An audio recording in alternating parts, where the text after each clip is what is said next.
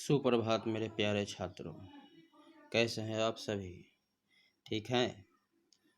देखिए, आज हम लोग इस वीडियो में बात करेंगे क्लास 8 हिंदी 1 मतलब हिंदी फर्स्ट और चैप्टर 3 और पाठ का नाम क्या है?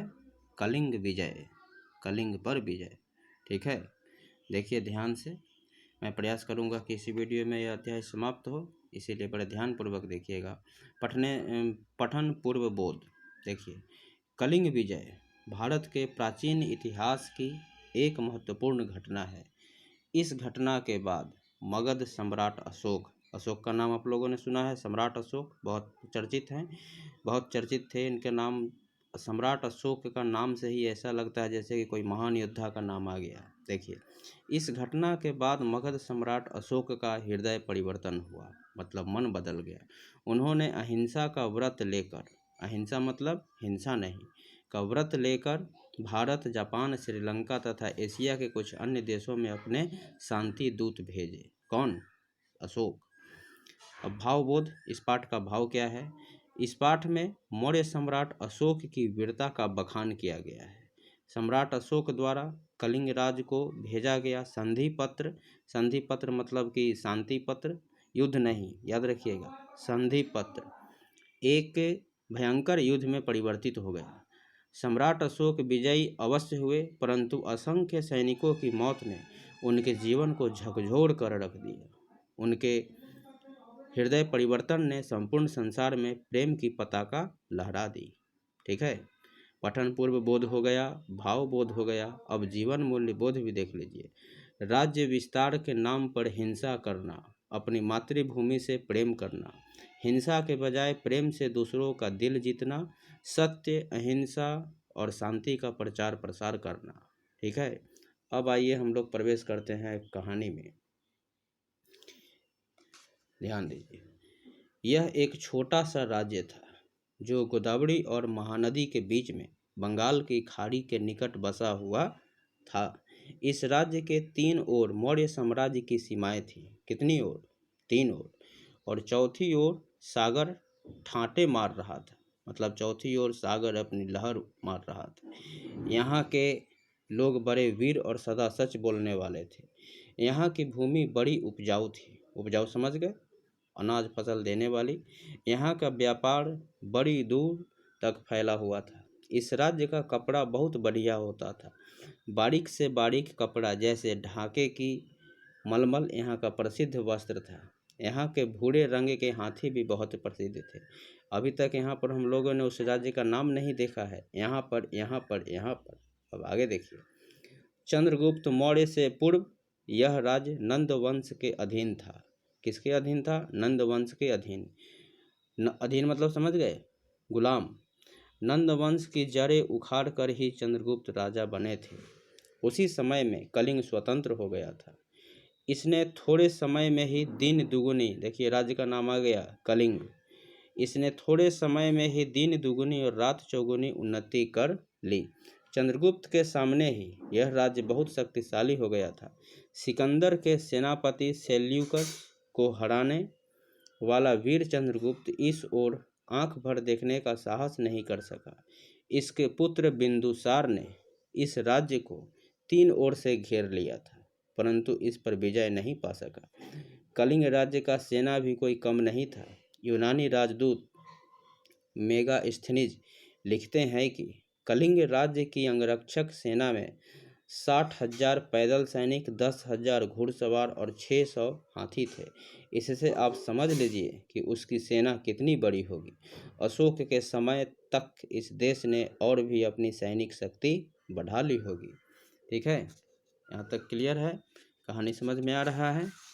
आगे चलिए, दूसरा पृष्ठ में आ गए हम लोग। यह छोटा सा राज्य विशाल मौर्य साम्राज्य के सामने सिर उठाए खड़ा था। इसका स्वतंत्र रहना अशोक को खटकने लगा, मतलब अच्छा नहीं लगा। बताइए तो यह छोटा सा राज्य में किसका नाम आएगा? कलिंग का।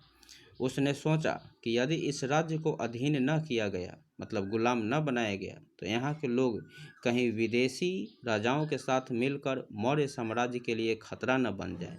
इसीलिए इस खतरे को बड़े से बड़ा मूल्य देकर भी मिटाना होगा। किसने सोचा? अशोक ने। राजगद्दी पर बैठने के 8 वर्ष बाद सम्राट अशोक ने अपनी महान सेना को लेकर इस राज्य को चारों ओर से घेर लिया। 3 ओर तो उनका राज्य था ही, चौथी ओर से उनके समुद्री बेड़े ने इस छोटे से राज्य का घेराव कर लिया। अब सम्राट अशोक ने अपना दूत मैसेंजर कलिंग राज के पास भेजा और कहा, अब भी चाहो तो युद्ध रुक सकता है, नहीं तो लाखों लोगों का रक्त बह जाएगा। हम तुम्हारे राज्य पर शासन करने के लिए नहीं आए, हम तो केवल मित्रता का हाथ चाहते हैं। जब दूत कलिंग राज की राजधानी तोसाली में पहुंचा तो राजा ने उसी समय दरबार लगाया। मंत्रियों से और राज्य के बड़े बड़े लोगों से राय ली गई। सबने एक स्वर में कहा, महाराज, मौर्य वंश वालों की यह चाल है। इतना बड़ा मौर्य साम्राज्य और हमसे मित्रता गांठना चाहता है, मतलब मित्रता निभाना चाहता है, वो भी इतनी बड़ी सेना लेकर। यह धोखा है महाराज, वे हमें मिटाने आए हैं। जब तक हम जीवित हैं तब तक हमारे शरीर में अंतिम सांस है। शत्रु से लड़ेंगे और उसे अपनी जन्मभूमि में नहीं घुसने देंगे। कलिंगराज दरबार में खड़े हो गए और बोले, मेरे देश के सपूतों, एक बार और सोच लो। यह टक्कर आज के सबसे बड़े सम्राट के साथ है। उनकी शक्ति की थाह पाना, मतलब अंदाज़ा लगाना, और उसे विजय करने की बात सोचना भी मृत्यु, तबाही और बर्बादी को निमंत्रण देना है। ऐसा मत समझो कि मुझे आप लोगों की वीरता पर विश्वास नहीं है, फिर भी समय देखकर विचार करना ही होता है। मौर्य साम्राज्य की सारी शक्तियां हमें मिटाने के लिए पिल पड़ेंगी, मतलब जुट जाएंगी। देखिए, अंतिम पृष्ठ है ये। इन शब्दों का कहना था कि सभी वीरों की आंखों से रक्त टपकने लगा, मतलब खून बहने लगे, और उन्होंने क्रोधित होकर, गुस्सा का खून है ये, और उन्होंने क्रोधित होकर अपनी तलवारें निकाल ली। महाराज की आज्ञा पाकर सेनापति उठकर बोले, महाराज, आप सत्य कहते हैं, परंतु हमने उनका क्या बिगाड़ा है जो आज मौर्य सम्राट हमें जीने भी नहीं देता। हम भले ही मिट जाएंगे, परंतु किसी भी मूल्य पर अपनी स्वतंत्रता नहीं बेचेंगे। हमें भी तो संसार में जीने का अधिकार है। कलिंग राज ने सबका रुख देखकर सम्राट अशोक को लिख भेजा, इस देश का बच्चा बच्चा अपनी जन्मभूमि के लिए मर मिटना जानता है। आपको हमारी बर्बादी से क्या लेना? आपको तो केवल अपना राज्य बढ़ाने की ही चिंता है। अब आपकी और हमारी मित्रता युद्ध भूमि में होगी। ठीक है। फिर क्या था? दोनों ओर की सेनाएं युद्ध भूमि में उतर पड़ी। एक ओर सम्राट अशोक की जय, मौर्य साम्राज्य अमर रहे, और दूसरी ओर कलिंग की जय और मातृभूमि अमर रहे के नारों से आकाश गूंज उठा। कई दिन तक भयंकर युद्ध होता रहा। रक्त की नदियां बह निकली। युद्ध भूमि में अनगिनत लाशें जहां तहां सड़ने लगी। वायु में इतनी दुर्गंध फैल गई कि सैनिकों को सांस लेना कठिन लगने लगा। एशिया के सबसे बड़े सम्राट अशोक ने बहुत बड़ा मूल्य देकर कलिंग राज्य पर विजय प्राप्त कर ली।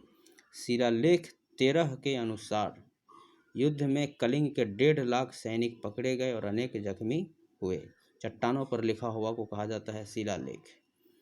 कम से कम इस भयंकर युद्ध में दोनों ओर के लगभग 10 लाख सैनिक मारे गए या जख्मी हुए। असंख्य के हाथ टूट गए, असंख्य की टांगें टूट गई। लाखों अनाथ बच्चे जगह जगह पर रोने लगे। यह विचार आते ही युद्ध भूमि में खड़ा अशोक बच्चों की तरह फूट फूट कर रोने लगा। मंत्रियों ने बहुतेरा समझाया, मतलब बहुत बार समझाया, पर उसे शांति नहीं हुई। इस युद्ध ने सम्राट अशोक का जीवन ही बदल दिया। उसने निश्चय किया, अब मैं किसी भी देश पर सेनाओं द्वारा आक्रमण नहीं करूंगा। प्रेम का संदेश लेकर सारे संसार को एक माला में पिरोऊंगा। वाह! शिलालेख 13 में लिखता है, जितने मनुष्य कलिंग युद्ध में मारे गए, अब यदि उसका 1000वां भाग भी मारा जाए तो मुझे बहुत दुख होगा। यह सम्राट अशोक का सबसे पहला और अंतिम युद्ध हुआ। तो इस वीडियो में हम लोगों ने अध्याय 3 क्लास 8 का कौन सा पाठ देखा? कलिंग विजय। पूरे कहानी को आप लोग अपने दिमाग में तैयार रखिए। ठीक है। अब इसके नेक्स्ट वीडियो में हम लोग इसका प्रश्नोत्तर देखेंगे और उसके बाद हम लोगों का यह अध्याय 3 समाप्त होगा। ठीक है। अभी प्रश्नोत्तर बाकी है, एक बार देख लीजिए आप लोग ध्यान से। इन्हीं प्रश्नों का सामना हम लोगों को करना है। ठीक है। यहाँ पर व्याकरण भी है, विलोम शब्द लिखना है ऊपर में। ये सब मैं आपको नेक्स्ट वीडियो में दिखाऊंगा। और उसके बाद अध्याय 4 बौद्ध गाथाएं हम लोग के सामने होगा। ठीक है, आज के लिए इतना ही। धन्यवाद।